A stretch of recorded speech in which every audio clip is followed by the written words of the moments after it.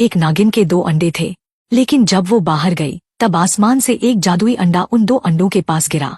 नागिन जब वापस आई तब उसे नया अंडा दिखने के कारण उसको तोड़ने का मन किया।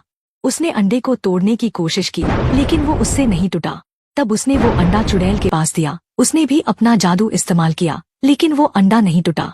फिर उसने वो अंडा सीमा के पास दिया और कहा, तुम इसको संभालो, क्या पता कुछ जादुई चीज इसमें से निकल आए।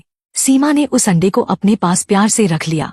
कुछ ही दिनों बाद उसमें से एक मछली बाहर आई। सीमा ने मछली को बर्तन में रखा, लेकिन अगले ही दिन उस मछली का आकार बढ़ गया। तब सीमा ने उसे बड़े बर्तन में रखा, लेकिन फिर से वो मछली बड़ी हो गई। तब सीमा ने मछली को कुएं में डाला, लेकिन वो तो उस कुएं में भी नहीं समा रही थी। तभी सीमा ने देखा कि बहुत जोर जोर की बारिश हो रही है और उस बारिश के कारण गांव में हर जगह बाढ़ आ गई है। सीमा को कुछ समझ नहीं आ रहा था कि आखिर हो क्या रहा है। जब बारिश से पूरे गांव में बाढ़ आ गई तब सीमा किसी तरह से बाढ़ से निकलकर पहाड़ी वाले बाबा के पास चली गई और उसके साथ जो हुआ था सब बाबाजी को बता दिया। तब बाबाजी ने ध्यान लगाया और उन्हें दिखा कि धरती के ऊपर जलपरी का एक लोक है जहाँ सब जलपरियों की रानी रहती है। उसके भी 3 अंडे थे।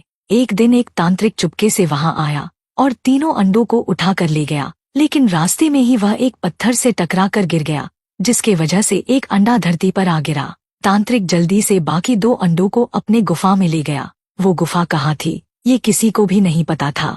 जब रानी जलपरी को ये बात पता चली तब उसने गुस्से में आकर धरती पर जोरदार बारिश शुरू कर दी। बाबाजी ने ध्यान से बाहर आकर सीमा से कहा, हमें उस तांत्रिक को ढूंढ कर रानी जलपरी को उसके अंडे वापस देने होंगे, तभी उसका गुस्सा शांत होगा। तब तांत्रिक को ढूंढते हुए उन्हें एक पेड़ के नीचे फंसी हुई गंजी चुड़ैल दिखाई दी। गंजी चुड़ैल को पेड़ के नीचे फंसा हुआ देख बाबाजी ने उससे पूछा कि तुम यहाँ कैसे फंस गई। तब चुड़ैल ने कहा, मैं चुड़ैल हूँ ही नहीं, और मुझे ये भी पता है कि आप तांत्रिक को खोज रही हैं। असल में मैं एक जलपरी हूँ और रानी जलपरी पद्मा की बहन भी।